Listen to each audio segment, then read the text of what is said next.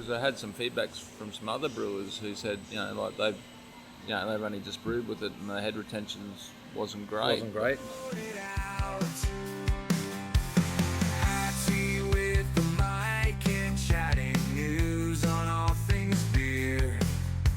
Joined by Phil, Dan, and Matt, or anyone else to join the cheer.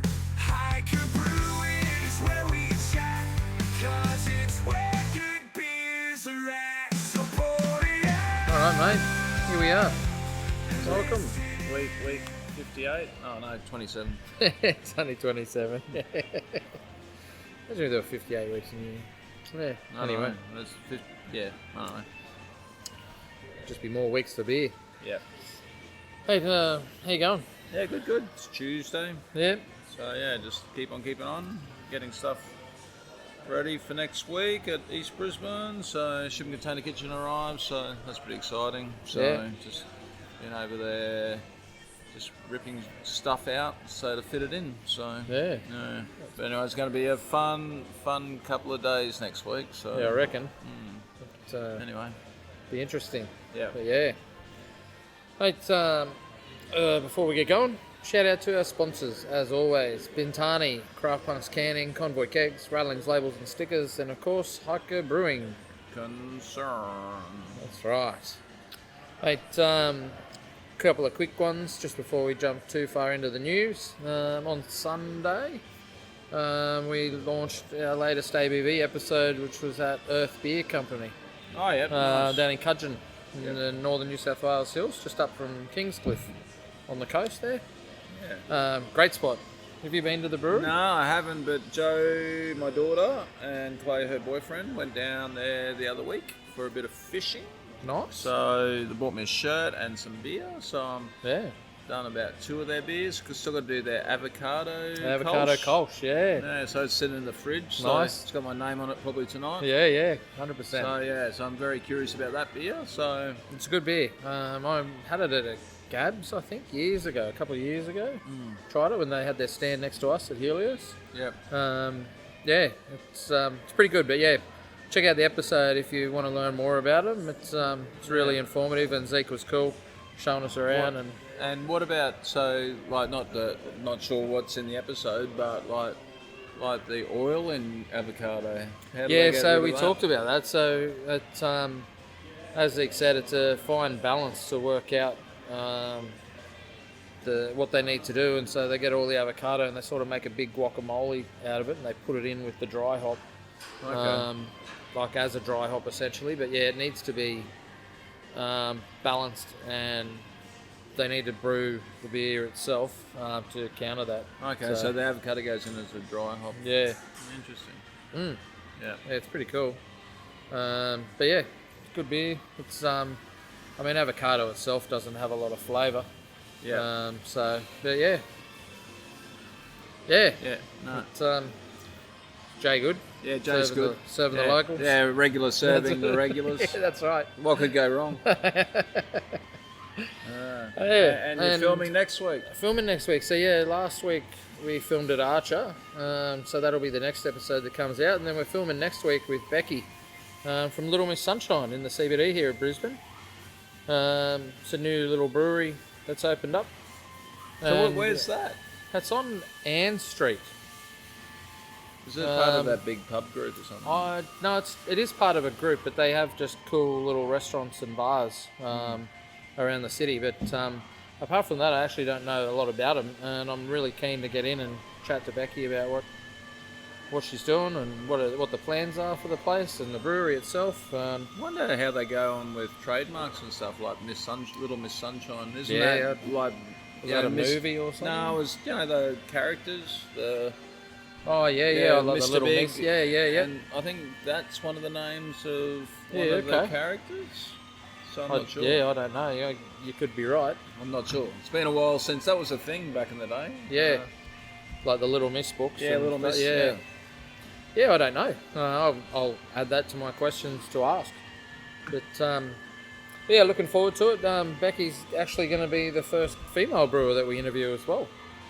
But we've had a lot of awesome women on the podcast for different things before, but yeah, looking forward to it. What are you researching there? Little Mr. Men Sunshine. series. Yeah, okay. So yeah, interesting. I'll be sure to ask. Yeah, I'd be curious to know. Yeah. You got a beer, mate? Yeah, I've got the new our collab with The My my Beer Dealer. Beer Dealer. So 9 Trails. Yep. Not to be confused with Nine Nine Tails. So From a non-craft beer brewing. Yeah. So So we just tapped that today. Actually, we just ran out of the red IPA. So which is good. And then so heap of cartons are going to My Beer Dealer. Doing Friday launch? No, so I do a delivery run tomorrow. So so which will be exciting. So good to get some space out in the cold room. Yeah, definitely. and a big whopping invoice out. So Yeah, that's it. be good. Yeah. So what about you? Mate, I'm drinking our beer that dropped last week, the Evergreen Terpene IPA. It seems to be going well. Yeah, With the punters. It is. It's so for those who don't know, like we use the Pineapple Express extract from cannabis that gives it that sort of aroma and flavour, like the terpenes that have sort of like this danky pineapple, dirty pine, diesely. It's freaking great. Yeah, I'm it is loving it. The beer's great and tastes great, and it also leads us into our first bit of news. So the Crafty Pint have been doing a whole bunch of different episodes. So this is episode number 9, talking terpenes with Sam Bethune and Scott McKinnon. So Sam obviously works for Bintani, and Scott McKinnon is from The Wolf in the Willows. And yeah, this episode of Crafty Pint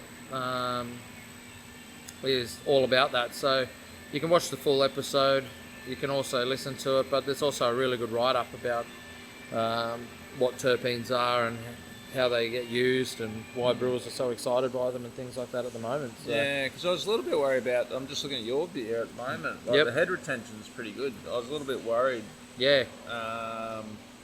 Because I had some feedbacks from some other brewers who said, they've only just brewed with it and the head retention wasn't great. But you've been sitting on that for like 10 minutes? Yeah. I don't know, 5-10 minutes? Yep. Yeah, no. So it seems fine, which is good because I actually think one of the things I like about it, well, other than the flavour, is that although yours is getting a bit brighter, but like even in hazies, there seems to be a haze. Yeah. When you put the drops in a glass, probably overdosed. Oh yeah, when we were doing those test runs. It's probably cleared up a little bit, but it has a little bit. It's still got that haze. Still got a haze, but I just think it'd be good for like haze stability as well. So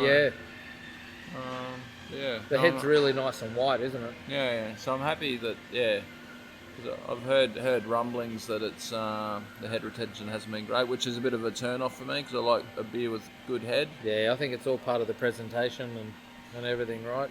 So gotta love good head.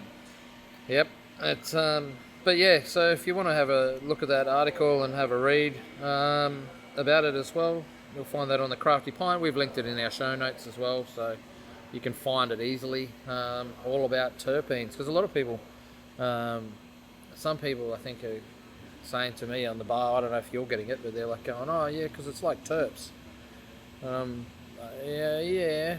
No.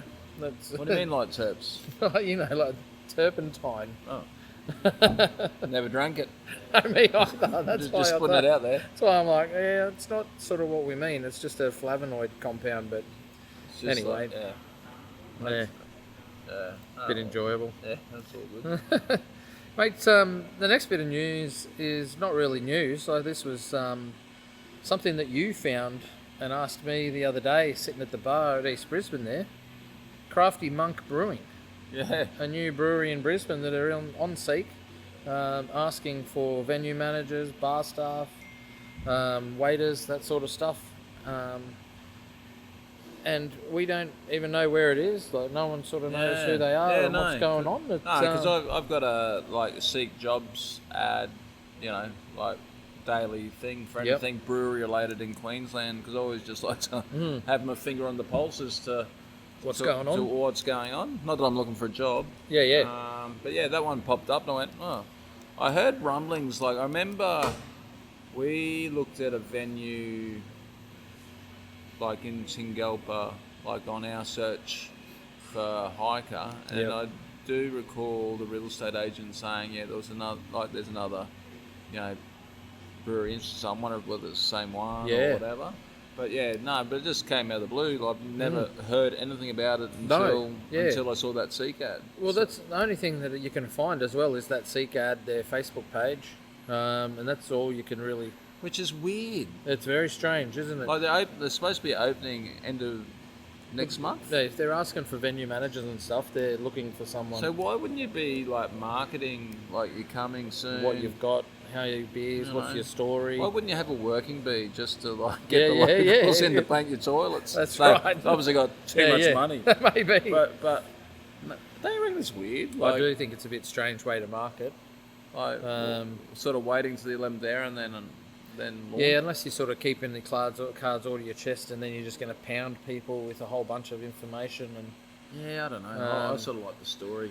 Moving forward. So, do you reckon it's going to be? What's your pick? Like I was talking to a few people, Hendo and Matty Wolf, to name a few. Like, do you reckon it's going to be like that Crafty Monk? Do you reckon it's going to be sort of Belgian inspired or those sort of beers like that are just more? Who knows? Abbey ales and whatnot, or you would think, but I find that interesting now. Like, craft beer is on the decline. You've actually got to provide more of an offering, which I think they are. I think they've got a kitchen. They do. They've freaking got everything. They're talking about all sorts of stuff they need. I would be picking a more generic sort of name. Then sort of. I don't think they'll specialise in that because I think you've got to cater for the masses. So unless they've got a different way of brewing, like they're using an old school brewing technique or something that. I don't know. That'll be interesting to see. I'm really curious to see them because I actually went to Hodfellows for the first time ever. Oh, is that good? Everyone talks about it. I want to get there because I reckon the beers. Everyone says how good the beers are. The beers are pretty good. Yeah. So it's just a funny little venue, but it's good. I might go and check it out because I need to. I keep hearing about how good some of the beers are, and I want to go. Plus, it's only around the corner from Fick as well, which I love. Obviously, I had their Vienna Lager. So, and then the owner found out who I was thanks to Sean from Rebel Fork. I was just having an incognito beer. Like I didn't want to know. And then Sean goes, "That's Phil from Hiker." And then I got friggin' pestered, which is fine. Like, but I hate going into venue going, "Oh, I'm like, from Hiker." How you going? I'm Phil. I just prefer to just go in as a punter. Yeah. Yep. So, because otherwise, But he's a nice guy. But I was just going. Okay, can I just enjoy my beer? Enjoy my Sunday afternoon. But it was good. I've been wanting to go there for a while, so they're doing pretty good beers. Yeah, nice. Oh, that's good. Election promises. This is. Yeah, have you seen this? Did you see? Yeah, I read it. It's interesting. So, because it's like David Littleproud, the leader of the National Party, which is part of the coalition. Yep. So I think he's pushing really hard for, like a freeze on excise. That's right. So, but obviously he hasn't spoken to the other part of the coalition. No, the other part of the coalition is saying no. We want that money in our budget, thanks. We don't want to be giving that away. Yeah, so I don't know. So like the next federal election's a little bit far away, so I think that's next year sometime. So hopefully the LNP gets sorted out. I just think people miss going out together and enjoying a beer. Like, I think people are missing people miss going out. People would still go out if it was financially possible, and all of these costs weren't going up all the time, and they didn't have pressure financially from so many other factors in their life. If this was the sort of thing that was a little bit cheaper due to the taxes not being there, it would help the morale of the country as well. Yeah, politicians don't see that. Oh, they don't care about the morale of anyone, but I just sort of wonder, like, where's the gauge on Well, it's what interesting. the populace want and what works? And It actually feeds into the next story, I reckon. yeah, well, yeah, it does. It definitely does, doesn't it? Yeah, because there's a health element. Yep. Yeah, I don't know. Like, and we'll talk about the next story very shortly. But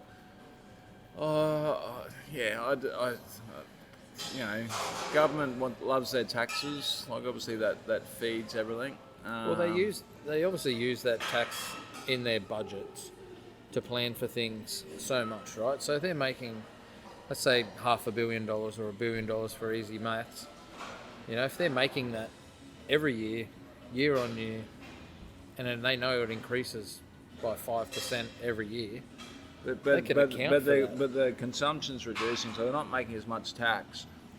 And this is the problem. Governments pull a lever like that, keep increasing the taxes.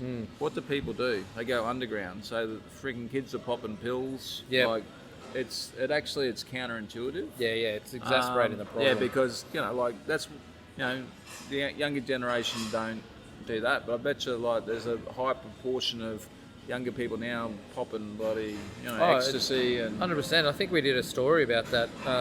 You and I talked about it a couple of episodes ago. yeah. About the fact that people can go out and take illicit drugs, and it's a much cheaper night for them than it is to enjoy a beer or two. Yeah, and pay your taxes to the federal government. That's so right. at the moment, you Anyway, it's. I think there's a balance there, and I think it's but I'd love someone to do some sort of research in regards to, you know, the increase of taxes. What effect is that actually having people push? It's like the cigarette trade. Yep. Like, taxes have gone up so much. Now it's all gone underground. Yeah. And now you can go to these like hidden shops and Yep. buy like cheaper cigarettes and Yeah, stuff yeah. like that. And, you know, That are still getting into the country. they're still getting exactly. sold. So Yeah, you know, so it's a thing. But, you know, it's not as easy to like you can't import illegal beer. Yeah. You know, so yeah, and people don't have the time to homebrew. I worked in a homebrew shop for a few years, and man, I tell you what, the amount of homebrew distillers that would come in, like, there's no way that homebrew distillers need 50 kilos of dextrose to make distillate spirit and buy all the different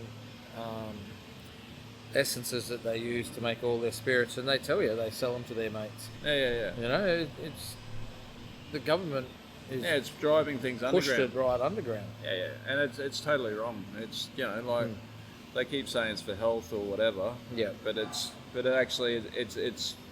causing Well, things to go underground. And it's more health risky for things to go underground. That's right, moonshine. There's 'Cause been it's a not few cases regulated of or this anything. thing, and Yep. then people bloody die or go Yeah. blind or whatever.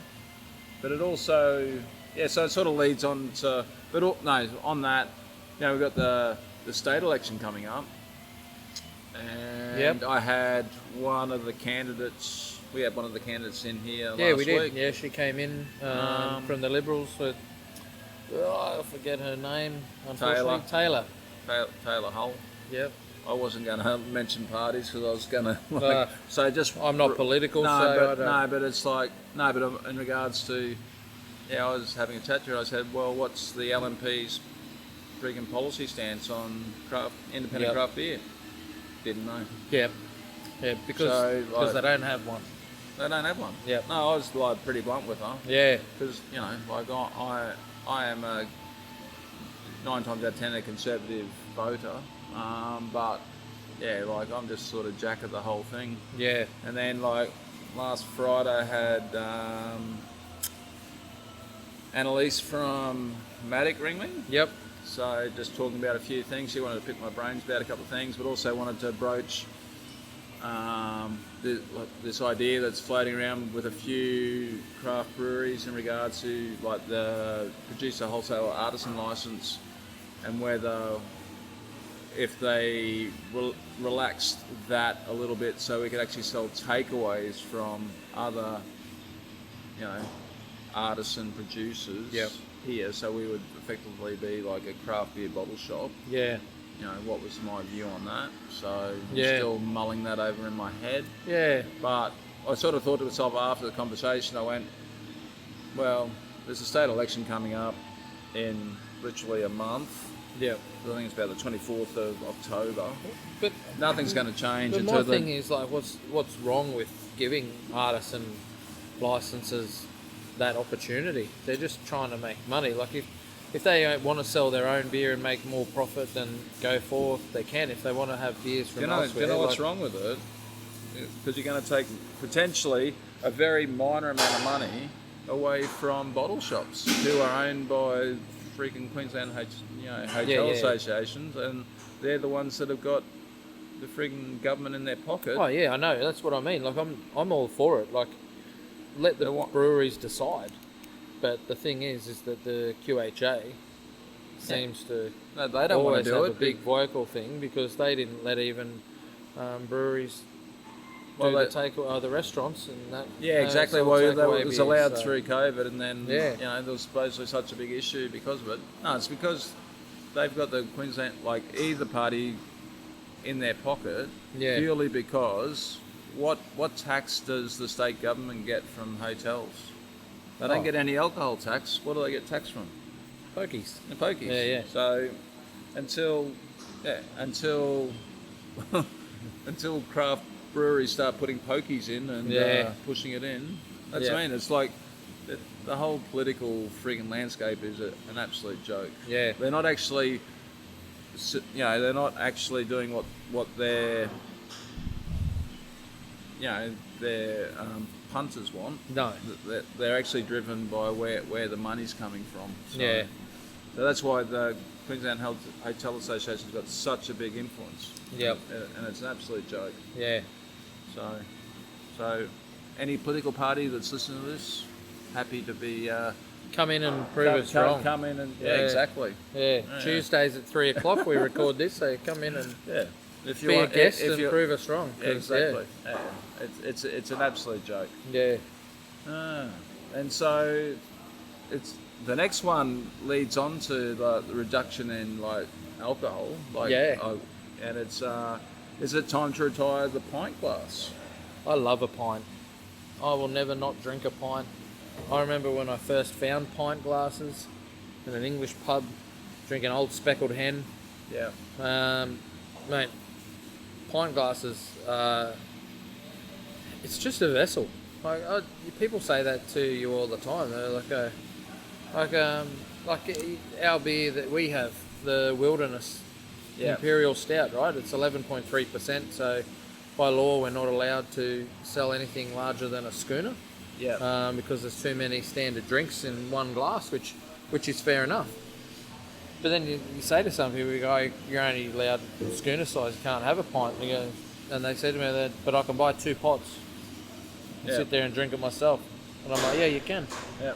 I can't stop you doing that. It's my responsible service of alcohol training comes into mind, and I have to say to you, you can't be, rapid intoxication if you drink these too fast sort of thing. But at the end of the day, you can't stop a glass. And a pint glass, there's nothing wrong. It's an extra 145 mils But on it's top of a schooner. But it's interesting, like they're saying in this study, these woke scientists, as the article says, but like It actually says that in the article. Yeah, it actually says it.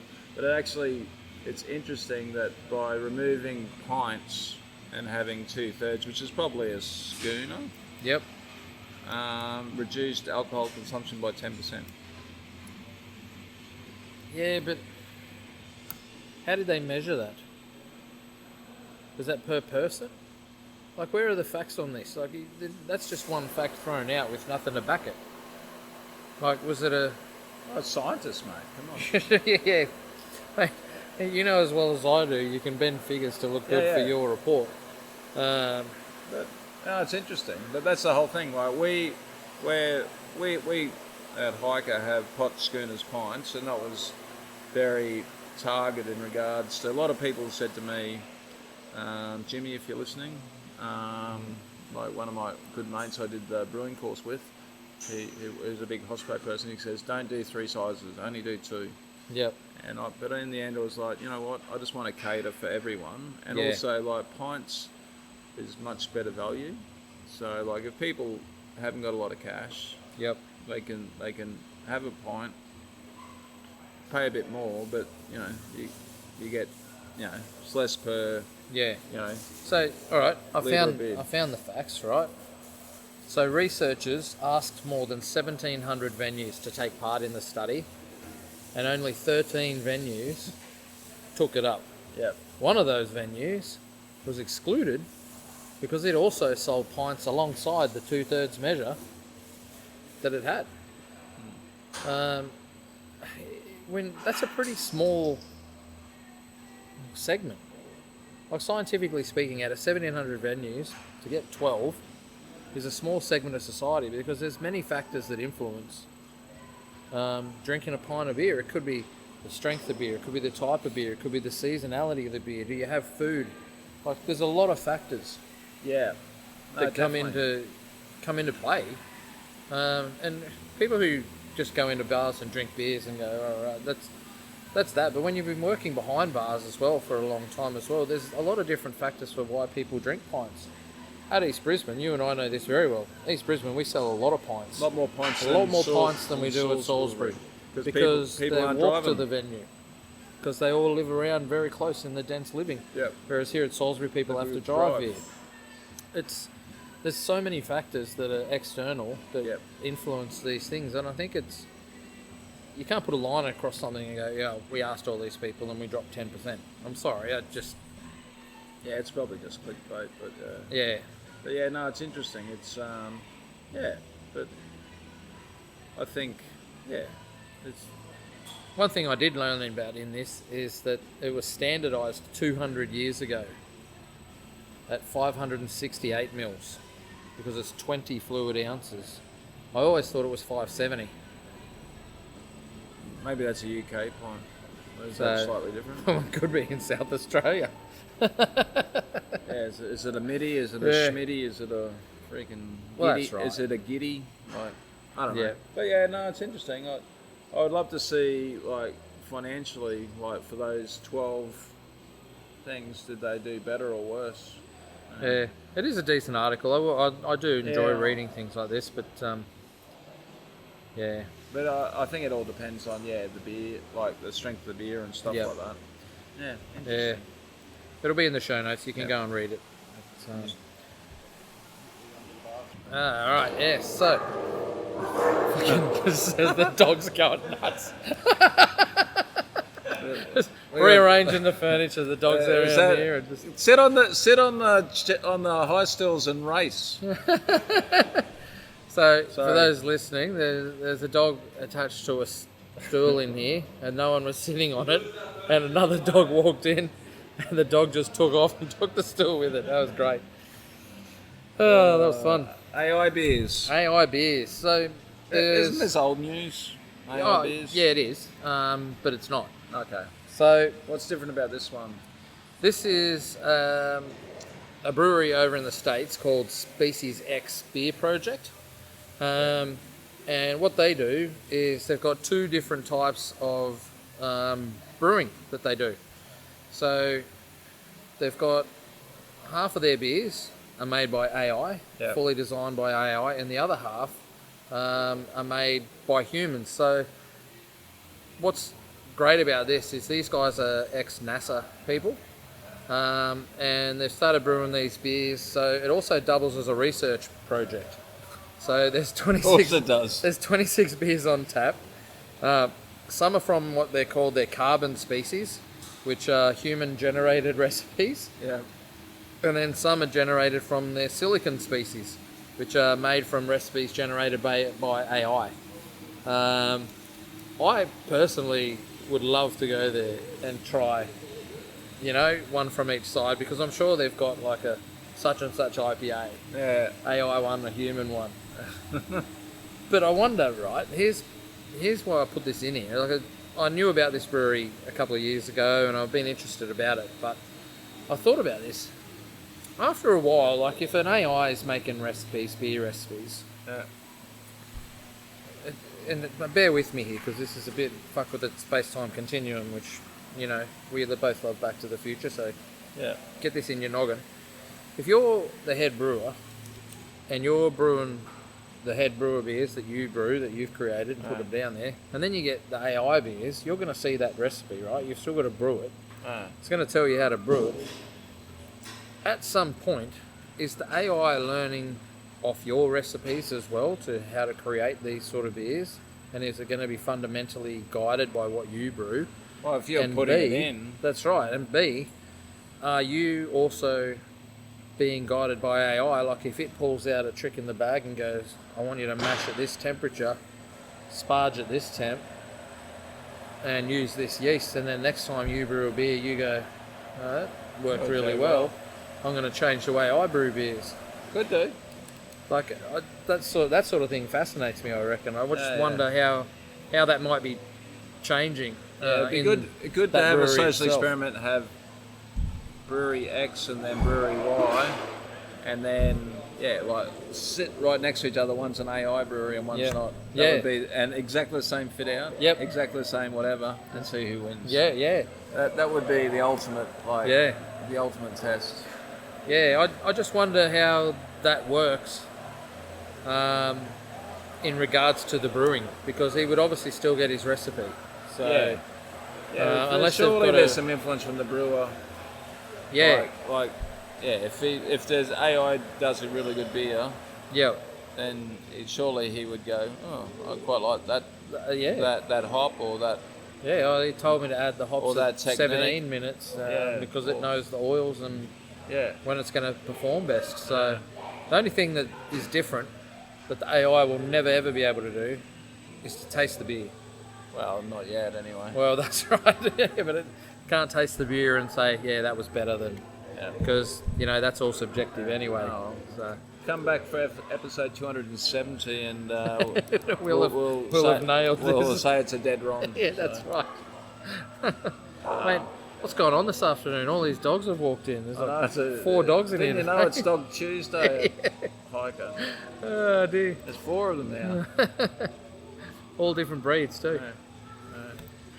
Mate, I haven't Gravity Beer haven't really got a story about this one, but this is over in the UK, and it's doing things like a little bit similar to what Juicy does, and so it looks like a brewing festival, like crafted, but it's also doing it like Juicy Festival in that there's like 24 breweries or something, might be around that. But you walk in, you get your sample glass, and you get a session to taste as many beers as you want. Yeah, well, that's where hours. Juicy got the concept from the UK. Yep. It's very big in Europe. Yeah. So Do you reckon that this is the way festivals need to go? Has to.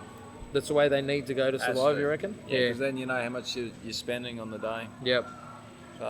So I think it is. Like when I went to McKellar, beer celebration in Copenhagen, it was all inclusive thing. Although the sample glass was, I should bring one in to show you. Really? It was small. It was very small. Like one of your tasting paddle glasses? Smaller. Oh, really?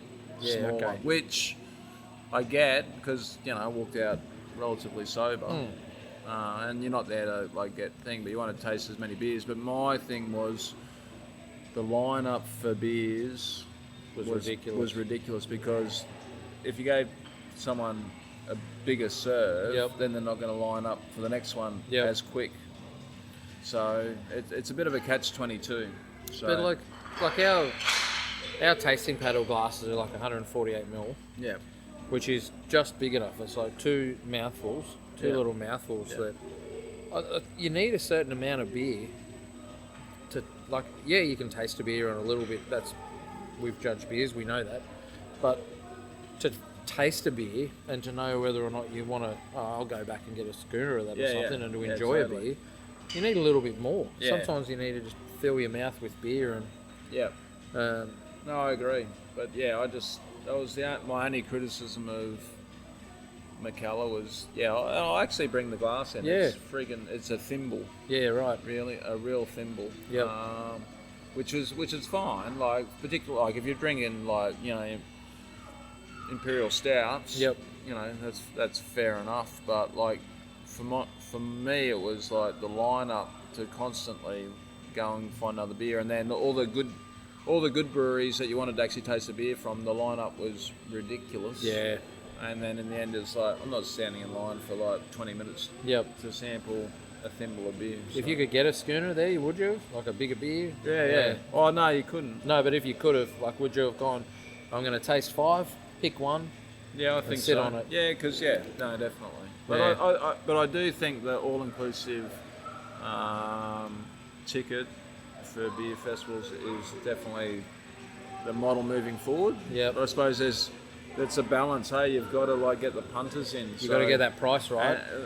And that's mean. But you look at GC this year. Like, Yep. 2 sessions, they pulled it back to 1. Yeah. So it's really difficult. Like, it's really difficult to make money out of it. Yeah.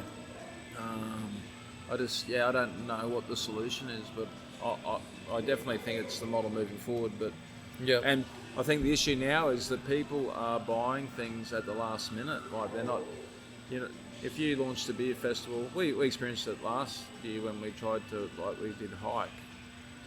Like, we thought, we'll get an uptake. Yep. Early birds, ticket sales, got nothing. And then when we pulled it, everyone's going, I was going to buy a ticket. Because everyone buys at the last minute. Yeah, and there's too big a financial risk to actually go, we'll be right. Yeah, yep. 100%, yeah. We'll do it in the last minute. Yeah, so, I don't know. But, I don't know. I think it's definitely the way forward, but, Yeah. I reckon you got to be ballsy at the moment to run a beer festival. Yeah. And we're going to probably be ballsy. And we're going to do one. But, probably more of a tailored model, I think. Like, I think it's too big a risk bringing breweries in and stuff like that. But also, I think we're just going to have drink cards, and you can buy early bird drink cards and stuff like that. So I'm still working that out in my head. But because I really want to celebrate beer and like the diversity of beer and support other breweries. Yeah, that's right. And then particularly like we've got a lot of locals here that come here all the time, but I'd love to be able to, like, they don't go to the sunny coast very often or the Gold Coast. Yes. So, Yep. to actually have draft beer from those breweries here that they can actually experience. It's a win-win for everyone. So. Yeah. Yep.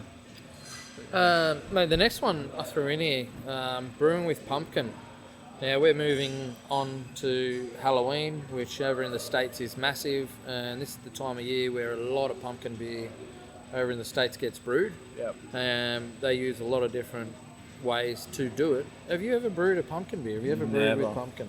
No. Why not? It just never come up, or are they not the sort of beers you sort of... Just don't like pumpkin. What's wrong with pumpkin? What's it ever done to you? I don't know. I can't remember last time I had pumpkin. No, I had a lot of pumpkin at boarding school, so... Yep. I just, But it's interesting. You would think, because Halloween's getting quite big in Australia,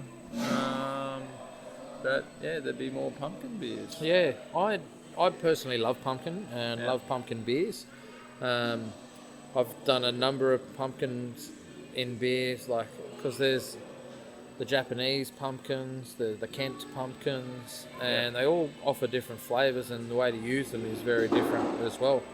A lot of them over in the States as well use, like, they get these big tins of pumpkin from these companies that make them for pumpkin pie, so they can make pumpkin pies. Yeah. A lot of them use those tins and things like that, but then it's not just the pumpkins, right? It's the other flavours that come with it, like maple syrup, there's the cinnamon, cardamom, all those other little bits that you can add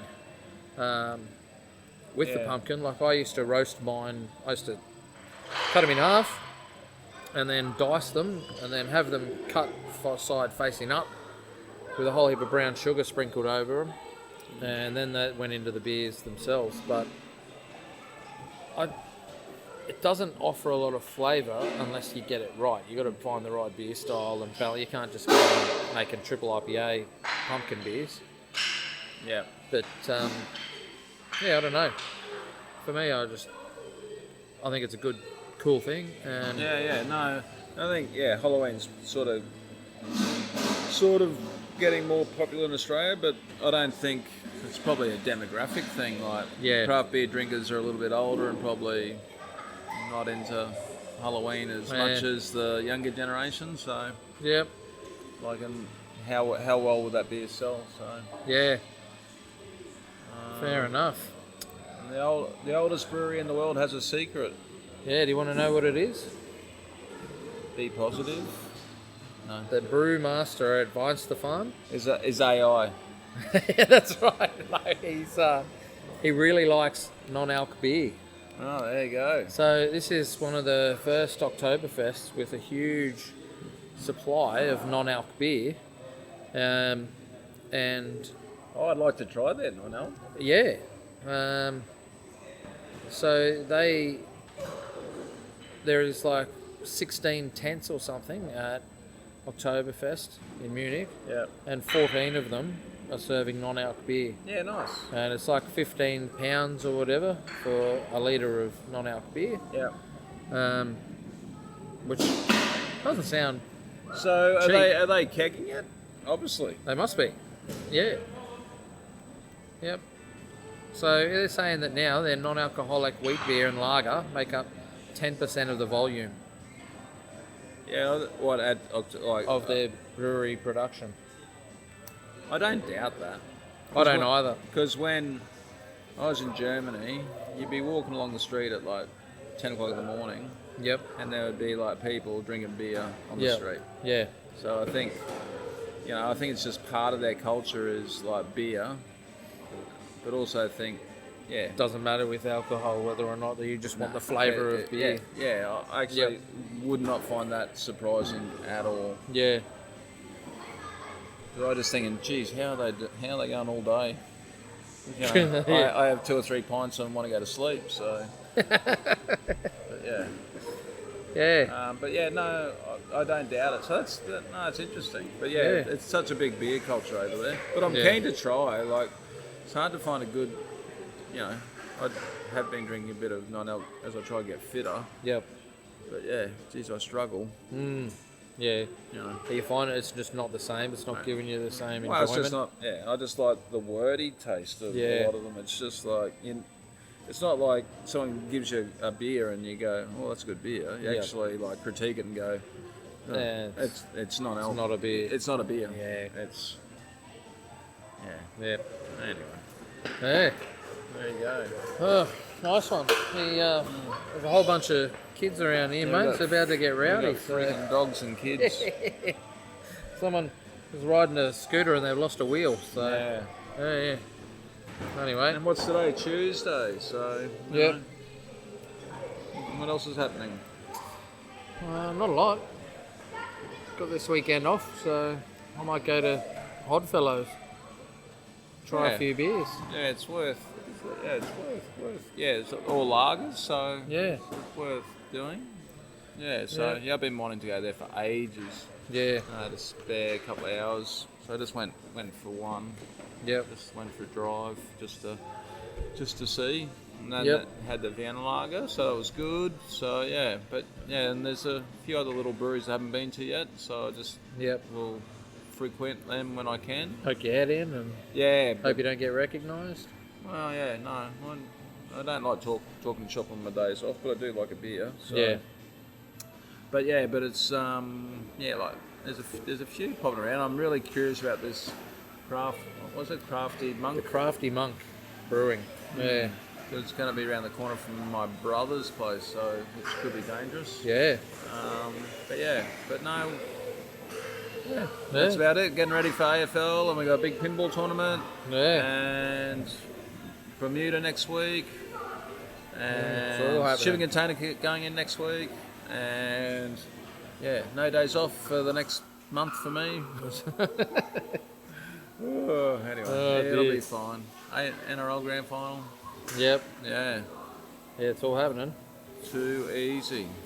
Sweet as, mate. Well, thank you again. That's all right. No, thank you for hosting Yeah. such a. Well, it's my podcast, not That's yours. right, it is. Yeah, according to So, Luke Cooper. Yeah, So, So. fair enough. Okay, we'll stop rambling and let That's people get back to their normal lives. Cheers and pour it out. Yeah, take a hike. Just going to, if we wait another 10 seconds, this podcast will be exactly 45 minutes long. 5, 4.